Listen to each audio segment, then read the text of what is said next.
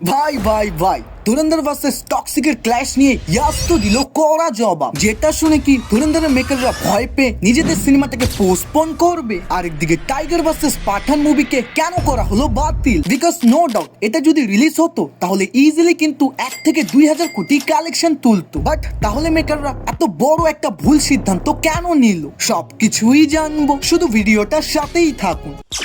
প্রথমেই কথা বলি ধুরন্ধর ভার্সেস টক্সিকের ক্ল্যাশটা নিয়ে। ভাই এই দুইটা সিনেমাই দেখার জন্য তো ফ্যান্সরা অনেক অপেক্ষায় আছে যে 19শে মার্চ কোন সিনেমাটা বাজি মারবে। তবে এর মধ্যেই আবার রকি ভাইকে একটা ইন্টারভিউতে প্রশ্ন করা হয় যে টক্সিকের সাথে পাহাড়ের মতো ধুরন্ধর 2 ও রিলিজ হচ্ছে, এটা নিয়ে তোমার কি মতামত? যেটা নিয়ে ইয়াশ জবাব দেয় যে গত বছর মার্চ মাসেই আমি একটা পোস্টারের মাধ্যমে আগে ভাগেই এই রিলিজ ডেটটা কনফার্ম করেছিলাম, কিন্তু এখন হঠাৎ করে দেখতেছি ধুরন্ধর পার্ট 2 ওই ডেটেই আসতে চাচ্ছে।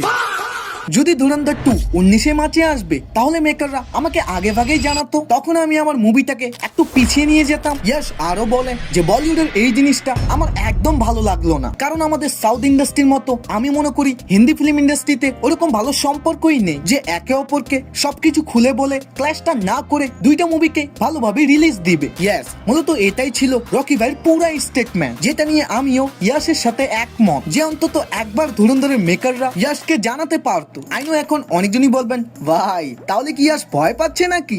ওয়েল এত বড় একটা ক্ল্যাশ হচ্ছে যেটা নিয়ে ভয় পাওয়া একদমই স্বাভাবিক, কারণ ধুরন্ধর মুভিটা কিন্তু অলরেডি প্রফিটে আছে। এখন তাদের মুভি হিট হোক বা ফ্লপ হোক তাদের কোনো যাই আসে না, বাট টক্সিকের উপরে কিন্তু প্রডিউসার 400 কোটি রুপি ইনভেস্ট করেছে, তার উপরে আবার কেজিএফ এর পর ইয়াশের এটা প্রথম সিনেমা, তাই একটুকু যদি এদিক ওদিক হয় তার ইনস্টাগ্রামের 12টা বেজে যাবে।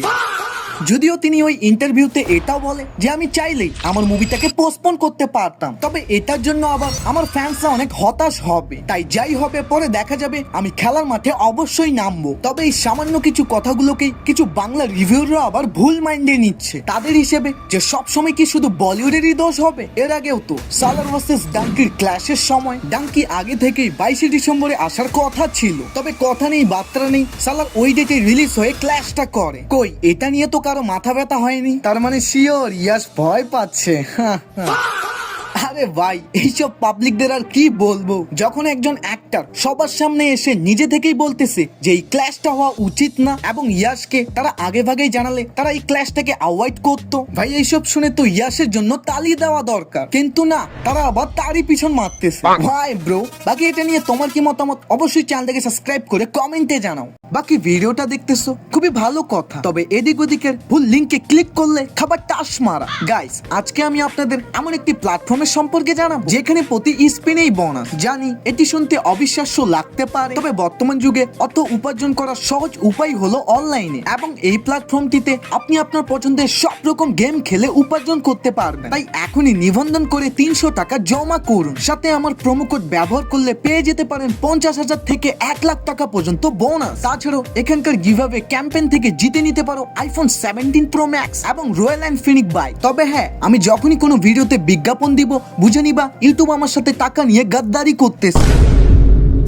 এখন কথা বলি টাইগার ভার্সেস পাঠান মুভিটা নিয়ে। ভাই এই সিনেমাটা নিয়ে দর্শকদের এক্সাইটেডমেন্ট তো পাঠান মুভি রিলিজ হওয়ার পর থেকেই, মানে পুরো পাঠান মুভি একদিকে তো অন্যদিকে শাহরুখ সালমানের কেমিস্ট্রি পুরাই অসাধারণ ছিল, তাই ফ্যান্সরাও ডিমান্ড করতে থাকে যে টাইগার ভার্সেস পাঠানের আমরা একটা ডেডিকেটেড মুভি চাই, আর মেকাররাও এই মুভিটা নিয়ে প্ল্যানিং চালু করে দিয়েছিল। তবে এখন আবার জানা যাচ্ছে এই মুভিটাকে সোজা বাতিল করা হচ্ছে। এটার কারণ মূলত বেশ কয়েকটা। প্রথমত পাঠান মুভিতে সালমান খানকে দেখে দর্শকরা যে রকমের পাগল হয়েছিল, টাইগার 3 তে কিন্তু শাহরুখ খানকে দেখে এরকম কিছুই হয়নি। দ্বিতীয়ত পাঠান মুভি 1000 কোটি পার করলেও টাইগার 3 আবার ঠিক মতো সফলও হতে পারেনি। তৃতীয়ত এবং এটাই কিন্তু মূল কারণ, শাহরুখ খান এন্ড সালমান খান কেউই কিন্তু এই মুভিটা করার জন্য নিজের 1 টাকাও ফিস কমাবে না। এখন আপনি নিজেই ভাবুন এত বড় দুজন খানকে যখন একসাথে আনা হবে তাই টাকা তো প্রচুর লাগবে, বাট প্রডিউসার ভেবেছিল এই দুইজন অ্যাক্টরকেই আমরা প্রফিট শেয়ার দিব আর বাকি সব টাকা দিয়ে একটা ধামাকাদার মুভি তৈরি করব, কিন্তু